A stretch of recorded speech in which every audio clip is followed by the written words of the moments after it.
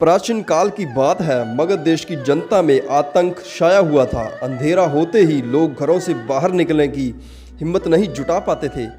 कारण था डाकू उंगली माल। उंगली माल एक खूंखार डाकू था जो मगध देश के जंगलों में रहता था। जो भी राहगीर उस जंगल से गुजरता था वह उसे रास्ते में लूट लेता था और उसे मारकर उसकी एक उंगली काटकर माला के रूप में अपने गले में पहन लेता था। इसी कारण लोग उसे उंगली माल कहते थे। एक दिन उस गांव में महात्मा बुद्ध आए। लोगों ने उनका खूब स्वागत सत्कार किया। महात्मा बुद्ध ने देखा कि वहाँ के लोगों में कुछ डर सा समाया हुआ था। महात्मा बुद्ध ने लोगों से इसका कारण जानना चाहा। लोगों ने बताया कि इस डर और आतंक का कारण डाकू उंगली माल है। वह निरपराध राहगीरों की हत्या कर देता है। महात्मा बुद्ध ने मन में निश्चय किया कि उस डाकू से अवश्य मिलना चाहिए। बुद्ध जंगल में जाने को तैयार हो गए तो गांव वालों ने उन्हें बहुत रोका, क्योंकि वह जानते थे कि उंगली माल के सामने से बच पाना मुश्किल ही नहीं असंभव भी है। लेकिन बुद्ध अत्यंत शांत भाव से जंगल में चले जा रहे थे। तभी पीछे से एक कर्कश आवाज कानों में पड़ी। ठहर जा, कहाँ जा रहा है तू? बुद्ध ऐसे चलते रहे मानो कुछ सुना ही नहीं। पीछे से और जोर से आवाज आई, मैं कहता हूँ ठहर जा। बुद्ध रुक गए और पीछे पलटकर देखा तो सामने एक खूंखार काला व्यक्ति खड़ा था। लंबा चौड़ा शरीर, बड़े हुए बाल, एकदम काला रंग, लंबे लंबे नाखून, लाल लाल आंखें, हाथ में तलवार लिए वह बुद्ध को घूर रहा था।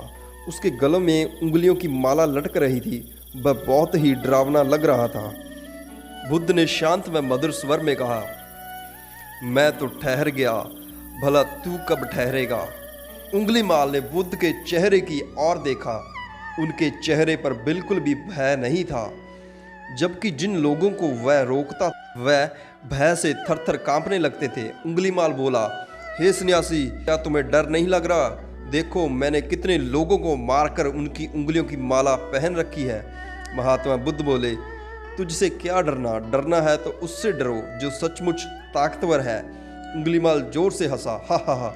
हे साधु, तुम समझते हो कि मैं ताकतवर नहीं हूँ? मैं तो एक बार में 10-10 लोगों के सिर काट सकता हूँ। बुद्ध बोले, यदि तुम सचमुच ताकतवर हो तो जाओ उस पेड़ के 10 पत्ते तोड़ लाओ। उंगली माल ने तुरंत 10 पत्ते तोड़े और बोला, इसमें क्या है?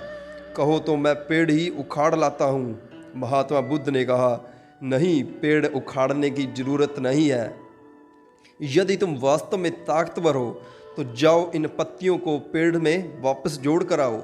उंगली माल क्रोधित हो गया और बोला, भला कहीं टूटे हुए पत्ते भी जुड़ सकते हैं? महात्मा बुद्ध ने कहा, मैं भी तुम्हें यही समझाना चाहता हूँ। तुम जिस चीज़ को जोड़ नहीं सकते उसे तोड़ने का अधिकार तुम्हें किसने दिया? एक आदमी का सिर जोड़ नहीं सकते तो काटने में क्या बहादुरी है? उंगली माल अवाक रह गया। वह महात्मा बुद्ध को सुनता रहा। एक अनजानी शक्ति ने उसके हृदय को बदल दिया था। उसे लगा कि सचमुच उससे भी ताकतवर कोई है। उसे आत्मग्लानि होने लगी। वह महात्मा बुद्ध के चरणों में गिर पड़ा और बोला, हे महात्मन, मुझे क्षमा कर दीजिए, मैं भटक गया था, आप मुझे शरण में ले लीजिए। भगवान बुद्ध ने उसे अपनी शरण में ले लिया और अपना शिष्य बना लिया।